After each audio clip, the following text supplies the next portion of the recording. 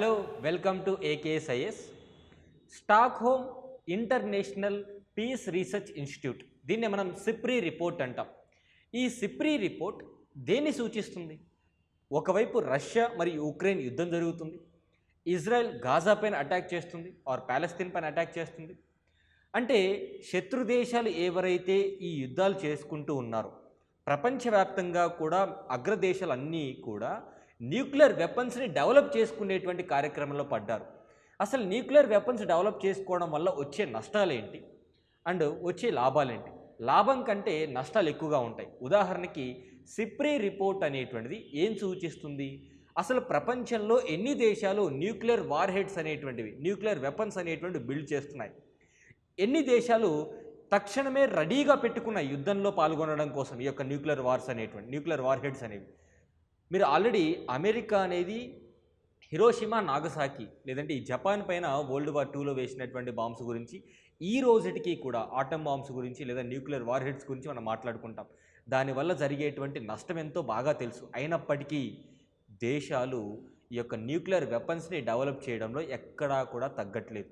కారణం ఏంటి? అండ్ ఈ న్యూక్లియర్ వార్ హెడ్స్ డెవలప్ చేయడం వల్ల జియో పొలిటికల్ ఇష్యూస్ ఎలా రాబోతున్నాయి? సాధారణంగా మీరు గమనించండి, ఏ దేశమైనా సరే డిఫెన్స్ పవర్గా నిలవాలి అంటే తన యొక్క ఆర్థిక వ్యవస్థలో ఎక్కువ శాతం అమౌంట్ అనేది డిఫెన్స్కి ఖర్చు పెడుతుంది. అందులో ఈ న్యూక్లియర్ వార్ వెపన్స్ కోసం ఖర్చు పెడుతుంది. అలాంటప్పుడు న్యూక్లియర్ వార్ హెడ్స్ అనేటువంటి డెవలప్ చేసుకుంటూ వెళ్ళినట్టయితే పీస్ అనేది ఎక్కడుంది? ప్రతి క్షణం టెన్షనే కదా. ఉదాహరణకి ఈ సిప్రీ రిపోర్ట్లో 2024 సంవత్సరానికి సంబంధించి సిప్రీ రిపోర్ట్లో ఏం తెలియజేశారు అంటే, ఎక్కువ న్యూక్లియర్ వెపన్స్ అనేవి రష్యా, ఆ తర్వాత అమెరికాకి చెందినవి ఉన్నాయి.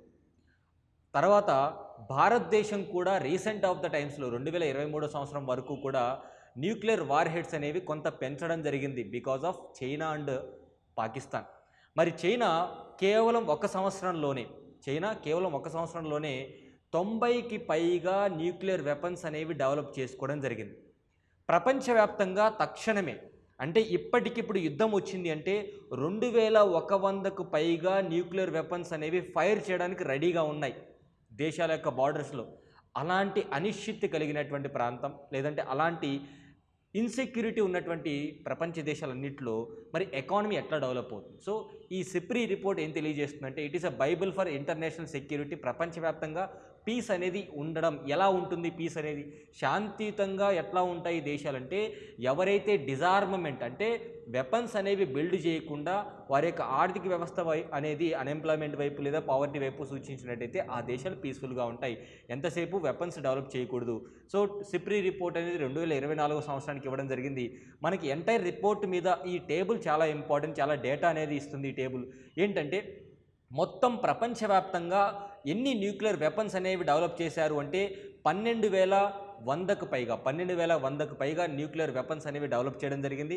అత్యధికంగా రష్యా దేశానికి సంబంధించి అత్యధికంగా 5,580కి పైగా వెపన్స్ అనేవి ఉన్నాయి. అండ్ తక్షణమే అంటే వారి యొక్క సబ్మెరైన్స్లో కావచ్చు, వార్ హెడ్స్లో కావచ్చు, లేదంటే బార్డర్స్లో కావచ్చు, అన్ని చోట్ల అన్ని దేశాలు కలిపి 3,904 న్యూక్లియర్ వెపన్స్ అనేటువంటివి రెడీగా పెట్టుకున్నారు.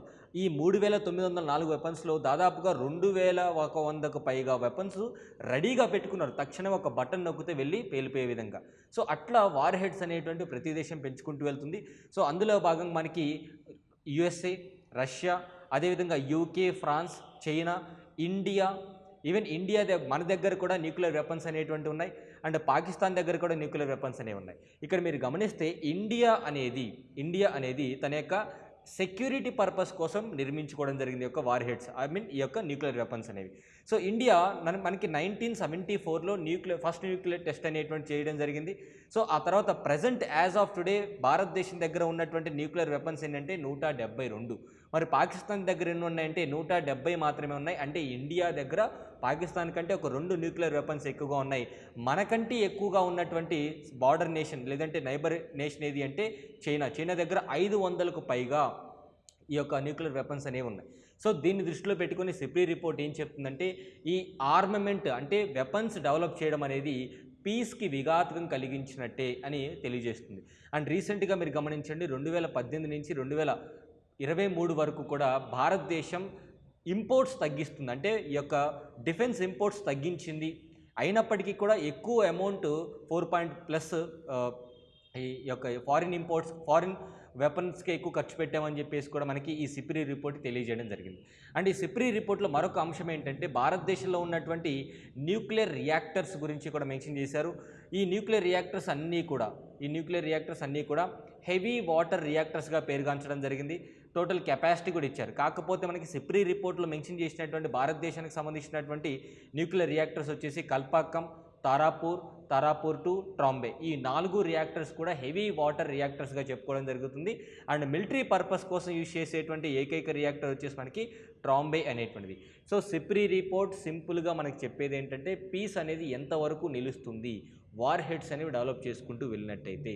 సో భారతదేశం దగ్గర 172 న్యూక్లియర్ వెపన్స్ ఉన్నాయి, పాకిస్తాన్ దగ్గర 170 ఉన్నాయి, అండ్ అదేవిధంగా చైనా దగ్గర 500 ఉన్నాయి. అత్యధికంగా ఏ దేశం దగ్గర ఎక్కువగా న్యూక్లియర్ వెపన్స్ ఉన్నాయంటే రష్యా దగ్గర ఉన్నాయి.